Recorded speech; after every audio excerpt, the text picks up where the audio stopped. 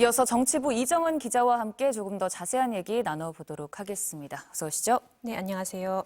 네, 조금 전에 이재명 대통령이 베이징에 도착했다는 소식이 전해졌습니다. 간단한 환영 행사도 있었죠? 네, 그렇습니다. 보통 국빈으로 방문을 하면은 공항에서 이제 외교부에서 장관급 관계자가 나와서 환영을 하고요. 그리고 주중 한국 대사가 나와서 의전을 하게 됩니다. 보통 이제 레드 카펫이 깔리고 지금은 간단한 의장대 사열도 하는 것 같은데요. 지금 이재명 대통령이 빨간색의 넥타이를 맸습니다. 그러니까 붉은색이 중국의 상징 색깔이잖아요. 그래서 국빈으로 방문하는 만큼 또 중국을 처음으로 이제 대통령 자격으로는 처음으로 방문하는 만큼 중국에 대한 어떤 우호적인 메시지를 담아서 붉은색 넥타이를 착용한 것으로 해석이 됩니다. 조금 전에 베이징 서우두 국제공항에 이재명 대통령과 김혜경 여사가 도착한 모습을 보여드리고 있습니다. 참모들과 좀 얘기를 나누고 있네요. 네, 지금 얼굴이 확인이 되진 않는데 아마 중국 측 인사인 것 같습니다. 그래서 아마도 환영의 시진핑 중국 국가주석을 대신해서 환영의 메시지를 아마도 전할 것이고요. 그리고 지금 하동이 아마도 꽃을 전달한 것 같습니다. 네, 그래서 이번이 또 국빈 방문이니만큼 우리가 경주 에이펙 때 그랬듯이 중국도 또 최고의 예우로 맞이하는 것 같습니다. 네, 그렇습니다. 그래서 정상회담은 내일 열리는데요. 정상회담에 앞서서 국빈에 대한 공식 환영식이 열리고 내일 저녁에는 국빈 만찬도 진행될 예정입니다. 네, 그래서 보니까 지금 화동들과 사진 촬영도 하고 있고 악수를 나누면서 한 분 한 분 좀 인사를 나누고 있네요. 네, 그렇습니다. 지금 얼굴이 잘 안 보이는데요. 아마 키가 큰 사람이 노재현 아닙니다. 중국 측 인사로 보이네요. 그래서 레드 카펫을 지금 걸어 나오고 있고요. 보통 공항 행사는 아주 길게 진행되지는 않습니다. 그래서 지금 사열을 받고 노재현 중국 주중 한국 대사의 모습도 보이고요. 네, 그래서 보통은 이제 인사를 주고받고 그 숙소나 다음 일정이 있는 곳으로 이동을 하게 됩니다. 자, 이제 조금 전에 베이징 서우두 국제공항에 도착한 이재명 대통령과 김혜경 여사가 차량에 탑승하는 모습까지 전해드렸고요. 이게 지금 국빈으로서는 8년 1개월 만에 중국을 다시 찾는 거잖아요. 네. 그만큼 또 많은 기대감이 있는 상황입니다. 향후 절차는 어떻게 좀 진행이 될까요? 네, 가장 중요한 정상회담은 내일 오후에 있고요. 그리고 이제 내일 그 공식 환영식부터 회담 그리고 MOU 서명식, 국빈 만찬까지 쭉 일정이 이어집니다. 아무래도 8년 만에 국빈 방문이기 때문에 의미를 좀 짚어봐야 할 텐데요.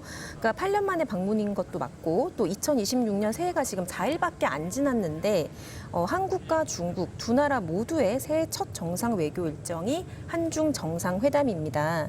그리고 지난해 11월 경주 에이펙 정상회의를 계기로 시진핑 중국 국가주석이 11년 만에 한국을 방문해서 정상회담을 한 지 지금 2달밖에 안 됐는데 바로 한국 대통령이 이제 중국으로 답방을 해서 또 정상회담을 하는 겁니다. 그러니까 이제 청와대나 이재명 대통령은 이번 회담을 이제 한중 관계의 복원 늘 공고히 하는 것으로 의미를 짚고 있습니다. 그러니까 2016년 그 사드 배치 이후에 한중 관계가 다소 경색됐었죠. 그리고 특히 전임 윤석열 정부에서는 중국보다는 한미일 3국의 협력이 크게 강조됐기 때문에 중국과의 관계가 유의미한 진전을 이루지는 못했습니다.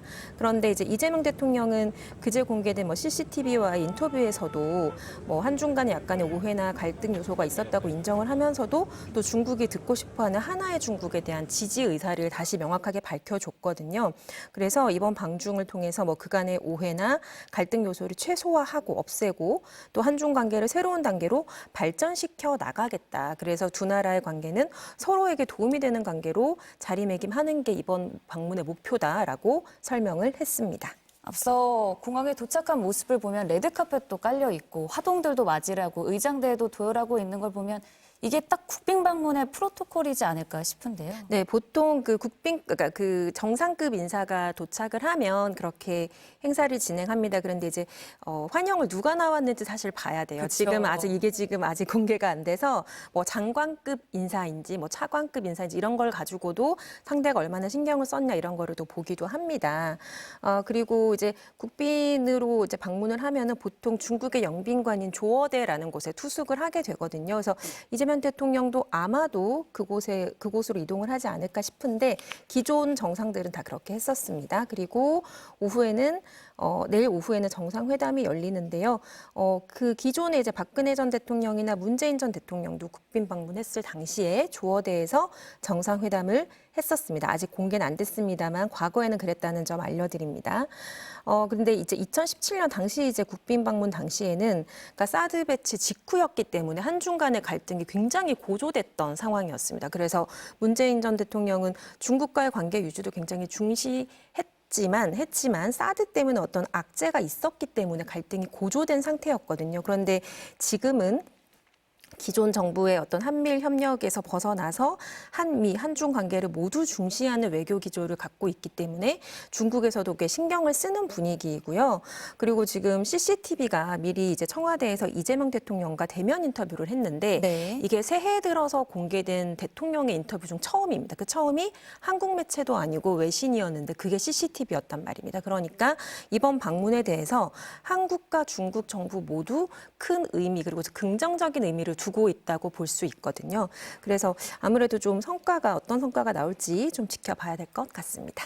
참모들의 면면은 저희가 또 들어오는 대로 바로 전해드릴 수 있을 것 같고요. 뭐 여러 가지 의제들이 테이블에 오를 것이다라는 말씀을 해주셨지만 네. 또 가장 중요한 것 중 하나가 한반도 문제, 네. 핵에 대한 중국의 태도가 어떨지인 것 같습니다. 그렇습니다. 오늘 또 공교롭게도 북한이 탄도미사일을 발사했더라고요. 그렇습니다. 이게 이제 본인의 존재감을 과시하려는 목적도 있을 수도 있고 또 베네수엘라 대통령이 지금 체포가 된 상황이기 때문에 북한으로서는 존재를 좀 알려야 되는 그런 상황이 됐습니다. 이번 국빈 방문에 앞서서 위성락 국가안보실장이 사전 브리핑을 했는데요. 이번 국빈 방문에서 한반도 평화를 위한 한국과 중국 간의 소통을 강화하겠다고 강조를 했습니다. 특히 이제 한중 관계의 복원이 한반도 문제 해결의 돌파구 마련에 기여를 할 수 있도록 그러니까 중국의 건설적인 역할을 적극적으로 당부하겠다고 했는데요. 그러니까 남한과 북한은 지금 현재 대화가 사실상 단절된 상태이지 않습니까? 그러니까 2019년 하노이 노딜에 이어서 코로나19까지 터지면서 북한은 사실 고립의 길을 지금 걷고 있는 가운데 근데 전임 윤석열 정부를 지나면서 남북 관계가 특히 더 악화가 됐습니다. 그러니까 북한이 이제 2023년에는 이미 이제 남북 관계를 우리는 적대적인 두 국가다. 그러니까 통일을 지향하는 국가가 아니라 다른 국가다라고 선언을 해버린 상태예요. 그런데다가 전임 윤석열 전 대통령은 그 12.3 비상계엄의 명분을 만들기 위해서 평양에 무인기까지 지금 보낸 상황이 됐잖아요. 그러니까 사실 지금 환경을 굳이 이제 해석을 하자면 남북 간의 대화를 통해서 뭔가 북핵 문제 해결을 도모하는 게 현실적으로는 쉽지 않습니다. 그게 좀 어렵다는 게 객관적인 분석일 수 있습니다. 그렇기 때문에 중국의 역할이 다시 또 강조가 되고 있거든요. 그러니까 2000년대에 이제 북핵 문제를 해결하기 위해서 육자회담이라는 게 열렸었는데 뭐 미국, 일본, 중국, 뭐 러시아, 북한까지 해서 다 열렸었는데 그거를 중재역을 자처했던 게 중국이었고 회의도 거의 중국에서 열렸습니다. 그런 만큼 한반도 문제에서는 중국의 역할이 중요하고요. 또 북한이 이제 핵무력 완성을 선언한 상태인데 이게 안보리 결의 위반이거든요. 근데 이제 중국도 뭔가 북한이 여기서 더 나아가서 도발을 하거나 아니면 핵무력을 더 뭐 갖춘다거나 아니면 그렇다고도 북한의 체제가 뭐 붕괴된다거나 그거는 원치 않는 상태입니다. 그렇기 때문에 북한 문제를 좀 적절하게 관리하는 게 중국으로서도 중요한데 한국 입장에서는 지금 우리가 대화가 안 되니까 중국이 좀 중재를 해줬으면 하는 그런 바람도 있고요. 또 올해 4월에는 트럼프 미국 대통령이 중국을 방문하는데 이제 이 계기로 뭔가 북미 회담에 뭔가 물꼬가 트이지 않을까 뭐 이런 것도 지금 관심사로 모이고 있기 때문에 좀 중국의 역할이 올해는 좀 주목되는 상황입니다. 네.